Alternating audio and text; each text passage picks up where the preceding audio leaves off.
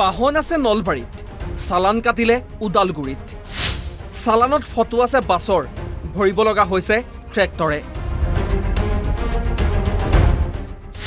চালানকো কাটিছে ট্ৰেক্টৰৰ seat belt নিপিন্ধাৰ বাবেহে। পৰিবহণ বিভাগৰ আজব কাণ্ডত হতভম্ব ট্ৰেক্টৰৰ মালিক। হয়, পৰিবহণ বিভাগৰ চালানৰ বাবে এতিয়া যেন সৰ্বসাধাৰণৰ নগুৰ নাকতি হৈছে। এইজন নলবাৰীৰ ভাস্কৰ মিশ্ৰ।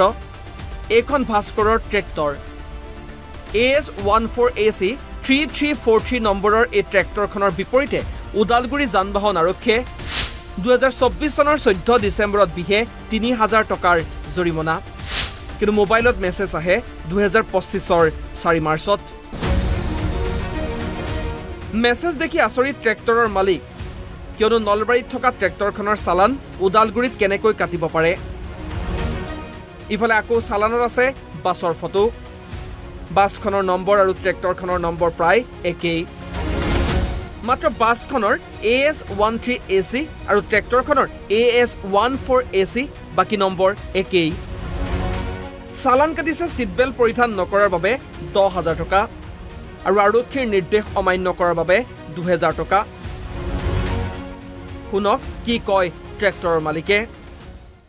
আপোনাৰ AS14AC3343, কিন্তু ইয়াতে মই এখন চালান কাটি দিছে। চালানৰ মানে এখন বাছৰ ফটো আছে চালানখনত। ইয়াতে তেখেতসকলৰ তাতে বাছৰ নম্বৰটো হৈছে AS13AC3343। মানে পৰিবহণ বিভাগৰ বোধহয় ইয়াতে সেই মাৰি দিছে, আপোনাৰ AS14 মাৰি দিছে। দিয়াৰ লগে মোৰ ট্ৰেক্টৰত ফাইনটো লাগি গৈছে। এতিয়া মই কাগজ বনাব লাগিতো মোৰতো ফাইনটো দিব লাগিব। এতিয়া মইতো ওদালগুৰিলৈ মই ট্ৰেক্টৰ লৈ যোৱা নাই, তো ইয়াতে মোৰ ফাইনটো কাটি দিছে। কেতিয়া কাটিছে এইটো? এনাই ডেটটো চালানখনত দেখাইছে আপোনাৰ ডিচেম্বৰৰ 14 তাৰিখ, কিন্তু মোৰ তাতে 24 হয়, কিন্তু মোৰ তাতে মেছেজটো আহিছে মঙলবাৰে। তাৰপিছতে মই চালোঁ, চোৱাৰ পিছতে মই দেখা পালোঁ ইয়াতে বাছ এখনৰ ফটো আছে আৰু তলত কিন্তু ট্ৰেক্টৰ বুলি লিখা আছে চালানখনত। কিমান টকাৰ ফাইন কাটিছে? এইটো 3000 টকাৰ ফাইন কাটিছে। অফেন্স কি আছে আপোনাৰ? অফেন্স ইয়াতে আছে ড্ৰাইভাৰে ছিট বেল্ট নামৰা আৰু তেখেতসকলে যিটো অৰ্ডাৰ দিছে, অৰ্ডাৰ মানে ৰখিব কৈছিল, হয়তো ৰখা নাই, তাৰে কাৰণে মানে 2,000 টকা, টোটেল 3000 টকা কাটিছে। কেতিয়া পাইছে মেছেজটো? মেছেজটো মই মঙলবাৰে পালোঁ। মঙলবাৰে পাই মই গৈ চালোঁ, মই দ্বিতীয় অফিচত যাই তাৰপিছতে চালোঁ যে ইয়াত দেখোন চালানো আৰু ওপৰত ফটোটো আছে এখন বাছৰে, তলত ট্ৰেক্টৰ বুলি লিখা আছে, কিন্তু ইয়াতে আপোনাৰ বাছৰ ফটো আছে। যিটো ডেটত কটা হৈছিলে সেই ডেটটোত আপোনাৰ গাড়ীখন ক'ত আছিলে? মোৰ ঘৰতে আছে গাড়ী। নলবাৰী ঘৰ? নহয়, নলবাৰীতে আছে। আৰু আপোনাৰ ওদালগুৰিত ওদালগুৰি খাটাবাৰীত আপোনাৰ ফাইনটো কাটিছে। কোনে কাটিছে এইটো ফাইনটো? এইটো ইয়াতে ইনস্পেক্টৰজনৰ নাম হৈছে মঞ্জুলা গগৈ আৰু অথৰিটি ইয়াতে আছে আপোনাৰ উইটনেছ নেম আছে এল পেগু।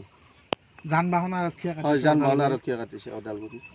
এতিয়া কি বিচাৰিব আপুনি? এতিয়া মই ফাইনটো গুচাই দিলে হ'ল। এতিয়া মইতো ফাইনটোতো মই ভৰিব নোৱাৰোঁ নহয় বিনা কাৰণত। এইটো কাৰ ভুলৰ কাৰণে হ'ব পাৰে? এইটো আৰক্ষীৰে ভুলৰ কাৰণে হ'ব, যান বাহন আৰক্ষীৰ ট্ৰেফিকৰ।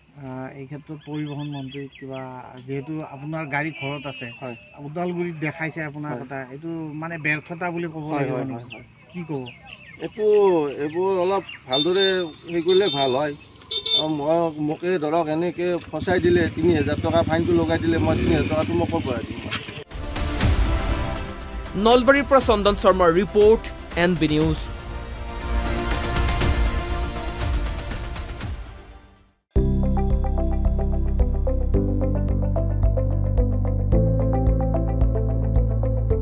NB নিউজ, সহজ সৰল ভাষাত নৱভাৰতৰ কথা।